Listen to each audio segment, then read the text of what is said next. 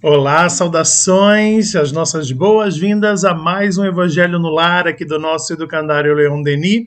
Eu sou Douglas, tarifeiro da casa, e hoje estou aqui mais uma vez para te acompanhar, para te guiar nessa experiência de autocuidado e prece que é o nosso Evangelho. Então, muito obrigado de fato, pela sua presença, pela sua conexão. E antes da gente começar de fato aqueles recadinhos, que são super importantes para o bom andamento de todo o nosso evangelho, tá, pessoal? Primeira coisa que eu tenho a dizer, é sobre a questão do número do nosso evangelho. Essa edição com esse vídeo aqui é a de número 149, tá? Então, 149 é esse nosso evangelho, e eu sempre digo isso, por alguns motivos específicos. Porque, caso você esteja chegando pela primeira vez aqui, então saiba que existem esses outros cento e tantos que você pode assistir, se quiser, porque são opcionais, tá, gente? Ele não é numa sequência, então você pode seguir daqui em diante, ou se quiser ver alterado também, tá? Como você quiser, mas, existem todos esses outros que ficam lá no nosso canal do YouTube. Pode procurar Educandário Leon Denis, A gente fala só Denis porque é em francês, mas tem esse Szinho aí no final, Educandário Leon Denis. Tá? Então, gente, lá inclusive, eu deixo o convite para vocês que não tem só esse material do Evangelho, tem também as nossas palestras, tá? Toda quarta-feira à noite, de forma presencial, na nossa sede em Tijucas, acontece, então, também as palestras que são abertas ao público, com atendimento fraterno antes, depois da palestra tem os passes, os tratamentos, E aí, para quem quiser ver as palestras, rever, tá? Elas ficam online nesse mesmo canal do YouTube, tá bom? Além de outros materiais também que estão à sua disposição por lá, tá? Lembro vocês também do seguinte, Vida real, como eu gosto de dizer, ou seja, ruídos vindo de todas as partes aí podem acontecer, algumas pequenas interrupções, mas não pararemos por causa disso. Vamos manter o foco aqui no nosso estudo, na nossa reflexão de fato, tá? Para a gente continuar o nosso evangelho. Então, é cachorro latindo, é obra acontecendo aqui na rua, é fábrica trabalhando do outro lado, mas a gente continua, tá? Seguimos assim, porque senão, gente, fica muito complicado, tá? E a gente, isso acontece no nosso tempo, no nosso dia, aliás, o tempo todo praticamente, Então a gente, vai treinando a nossa mente, colocando a nossa intenção a favor disso, tá bom? E a última coisa, não menos importante, é sobre a nossa aguinha para ser fluidificada. Eu estou aqui com a minha numa canequinha, mas você pode trazer uma jarrinha, uma garrafinha, um copinho, aquilo que for melhor para o seu momento aí hoje e para aquilo que você deseja, tá? Só lembrando, se for colocar em garrafinha, gente, tá? Deixa sempre o finalzinho e vai repondo essa água, tá bom? E aí, lá no final, na nossa prece, finalizando aqui o evangelho de hoje, a gente vai rogar por essas águas fluidificadas, tá bom? E agora sim, vamos começar, vamos abrir esse nosso evangelho de hoje.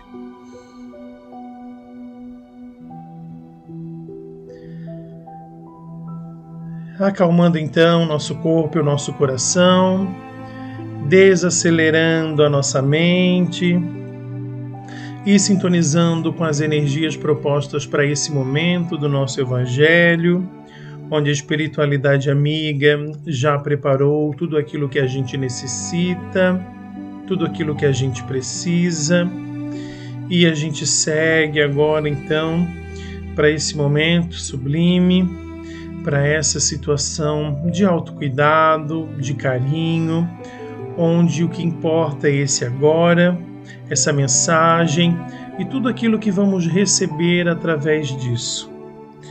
Nos abrimos para todo aprendizado, para captar essas energias tão sublimes e necessárias, assim também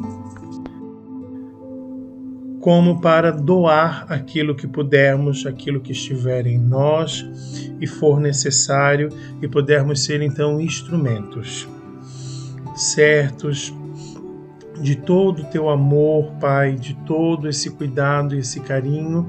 Iniciamos então esse Evangelho. Que assim seja.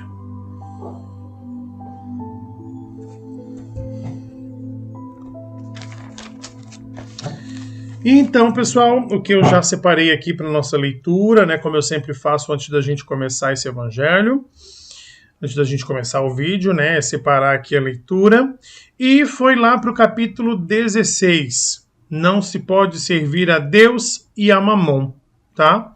Então, não se pode servir a Deus e a Mamon.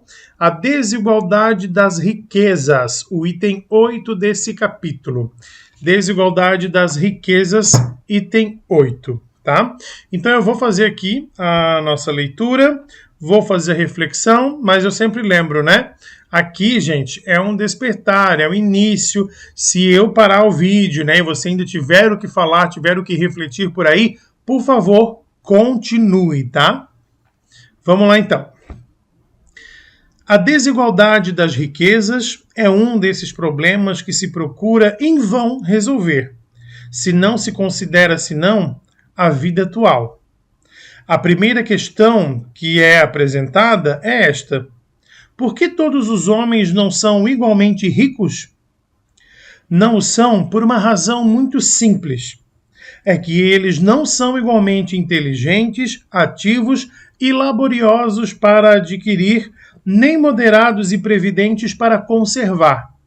Aliás, é um ponto matematicamente demonstrado que a fortuna igualmente repartida daria a cada qual uma parte mínima e insuficiente, que, supondo-se essa repartição feita, o equilíbrio estaria rompido em pouco tempo pela diversidade dos caracteres e das aptidões, que, supondo-a possível e durável, cada um tendo apenas do que viver, isso seria o aniquilamento de todos os grandes trabalhos que concorrem para o progresso e o bem-estar da humanidade, que, supondo-se que ela desse a cada um o necessário, não haveria mais o aguilhão que compele às grandes descobertas e aos empreendimentos úteis.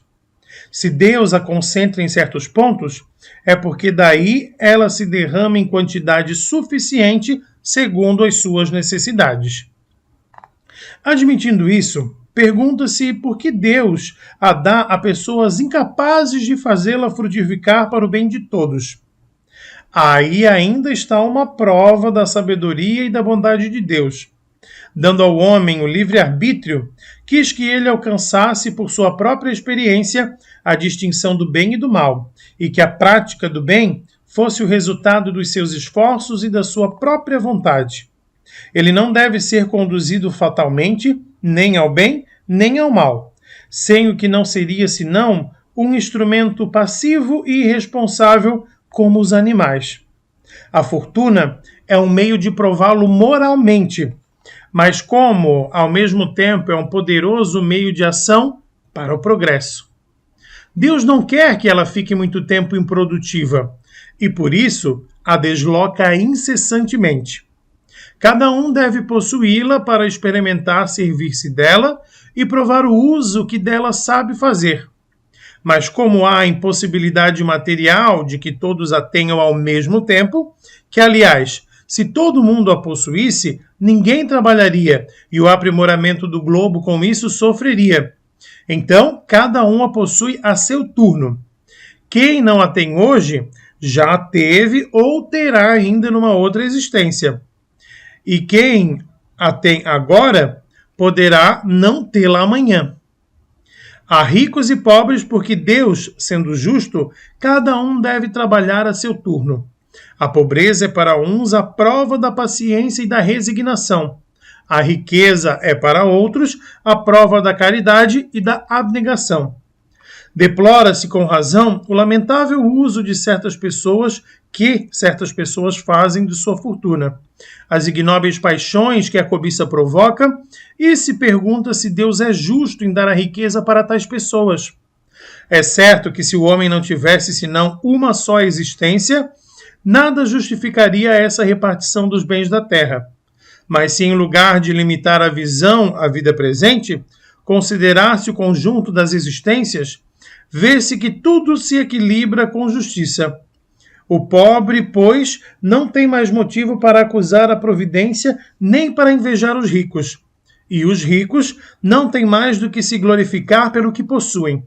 Se dela abusam, não será nem com os decretos, e nem com as leis suntuárias que se remediará o mal.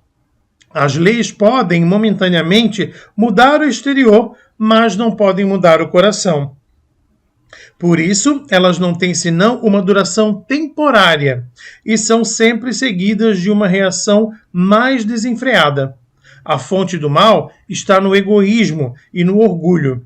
Os abusos de toda a espécie cessarão por si mesmos quando os homens se regerem pela lei da caridade. Então, gente, nós temos essa situação que, com certeza, é uma questão que é perguntada por muita gente. Mas por que, então, que existe isso? Qual é o ponto de vista? Às vezes me questionam exatamente isso também. Qual é o ponto de vista do Espiritismo sobre essa situação da pobreza, da riqueza, enfim, como trata aqui, das desigualdades sociais? Gente, existe um propósito e, claro, obviamente, quem está bem afortunado financeiramente, pronto, não tem o que se preocupar nesse sentido. Porém, uma pessoa que está passando necessidade, está com as suas contas atrasadas, com uma dívida para pagar, essa pessoa se questiona muito isso, Mas a verdade é, gente, que em ambas as situações, o que acontece é uma bela de uma prova para que você tenha a oportunidade de trabalhar a sua moral. Como a gente já viu em muitos casos, inclusive até em notícias já apareceu isso, alguém que roubou para poder dar de comer aos seus filhos. E aí? Isso é um crime? Isso não é? Aí a gente tem que ver por que ponto de vista a lei dos homens ou a lei de fato a lei divina, as leis morais, sabe?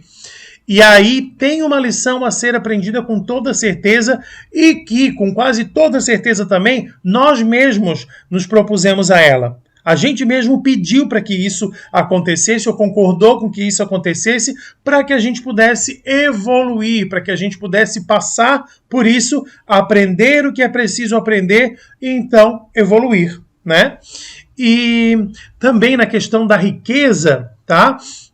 A gente vê esse disparate que parece uma coisa realmente muito, muito injusta.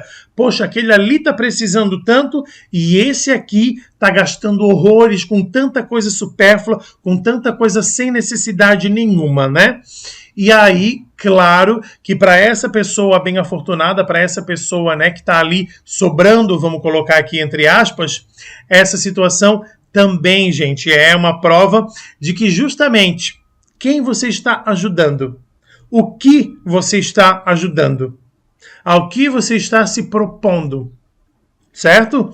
Então, se você está vendo alguém em dificuldade e se pode resolver essa dificuldade, o mundo é um só, gente. Somos irmãos. Aí, como disse ali bem o texto, tem que entrar em ação a lei do amor e da caridade. Porque não adianta entrar uma situação de igualdade, como disse o próprio começo desse texto no Evangelho, de que, vamos dividir igualmente para todo mundo.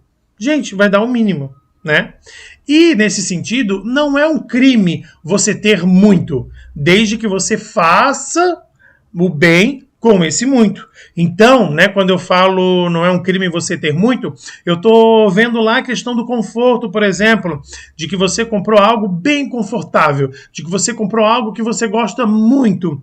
Gente, tá tudo bem, até porque a gente tem que ter essas condições mínimas, viver minimamente algumas situações para estar bem fisicamente, corporalmente, e para daí que o nosso espírito possa se atentar às outras situações, tá? Isso, querendo ou não, é particular e é próprio dessa terra, desse mundo que a gente está agora, e existe. A gente não pode negar. Então, não há problema, desde que, além dessa situação, você também faça o bem. Você pratique a lei da caridade, você pratique o amor, veja alguém com alguma necessidade e vá lá e supra essa necessidade, faça aquilo que tem que ser feito. Mas, infelizmente, nem sempre é assim. A gente ainda vê muito, daquela situação da pessoa que tem muito, olha a pessoa que não tem nada e ainda ri da cara dela, ainda faz chacota da cara dela, ainda zomba dessa pessoa, E aí, gente, estamos caminhando mais uma vez pela questão do egoísmo, que acabamos de ler, né? É o grande mal deste mundo. E aí, quando eu tenho isso, poxa, realmente pega muito essa situação, né? Também outra questão é a situação de que eu tenho, né? Aliás, eu não tenho. E quando eu adquiro, eu me torno aquela pessoa que eu tanto falei que não faz nada pelo outro, mas eu vou lá e me torno uma igual. Gente, né? Aí talvez esteja uma das piores situações, porque essa pessoa agora conhece muito bem os dois lados. E aí existem, claro, né? Cada caso é um caso, gente. As pessoas que vão fazer essa transição e vão realmente fazer o bem através dessa quantia, mas também existem as pessoas que vão continuar, vão fazer um jogo, na verdade, né, de eu tenho, você não tem, e pronto, agora eu sou melhor do que você por conta disto, né? E aí, então, gente, essa pessoa também está passando por uma prova, né? E que quando a gente fala que é das situações talvez mais terríveis, é porque aquela pessoa conhece a dificuldade de não ter a questão financeira bem resolvida, de não ter quantia realmente, o montante necessário para aquilo que ela precisa no seu dia a dia. Ela já conhece essa situação. E aí, quando ela consegue mudar essa situação, né? Ela vai lá e não muda a do outro. Ela vai lá e não pratica o bem, não pratica a caridade, mas quando ela estava na posição de quem precisava, ela pedia, ela rogava e achava mal com as pessoas que não faziam. E agora ela se tornou uma pessoa igual, sabe? Então, né, isso realmente é muito perigoso. A nossa moral está sendo muito mexida com essa situação quando a gente faz desse jeito, né? E, sobretudo, a gente precisa lembrar também que a caridade não é deste mundo, né, meu povo? A caridade é algo realmente que está além Gente, perdão, a caridade não, né? A verdadeira felicidade, desculpem, tá? A felicidade não é deste mundo, né? Então, todas essas riquezas, dinheiro, dinheiro, dinheiro, né? Gente que se mata por dinheiro, gente que mata por dinheiro, né? Mata os outros, fere uma porção de gente, né? Pra quê? Só para realmente, digamos assim, criar ainda mais situações que vai precisar resolver depois. E aí, né, é preciso ter essa consciência, porque realmente essa questão do dinheiro, ela só vale aqui e ela, gente, é muito mais um teste do que qualquer outra coisa, tá? Dito isso então, né, gente, eu vou parar por aqui, mas lembrando, se você tem mais o que dizer, por favor, continue, tá bom? Mas vamos então para a fluidificação das nossas águas e o encerramento aqui de mais esse evangelho.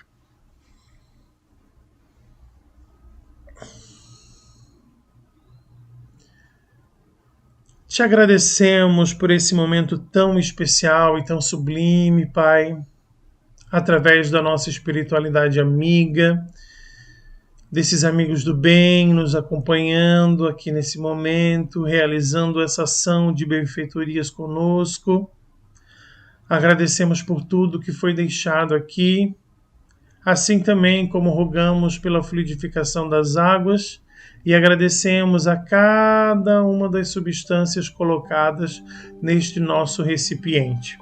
Que isso possa se multiplicar, que isso possa virar de fato atitude para que tenhamos dias melhores e que também façamos dias melhores, tendo a plena certeza de que a tua parte só vem quando eu também faço valer a minha parte. E juntos seguimos, cooperando, sendo um só, a favor do amor, do bem próprio, mas sobretudo do bem deste mundo inteiro. Gratidão e que assim seja.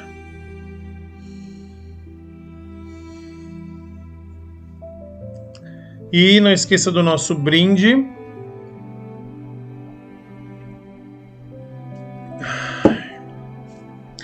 E esse então foi o nosso evangelho de número 149 aqui do nosso educandário Leon Denis de Tijucas. Eu sou Douglas Tarifeiro da casa. Muito obrigado mais uma vez pela sua companhia e daqui a 15 dias a gente volta com um novo vídeo. Até lá!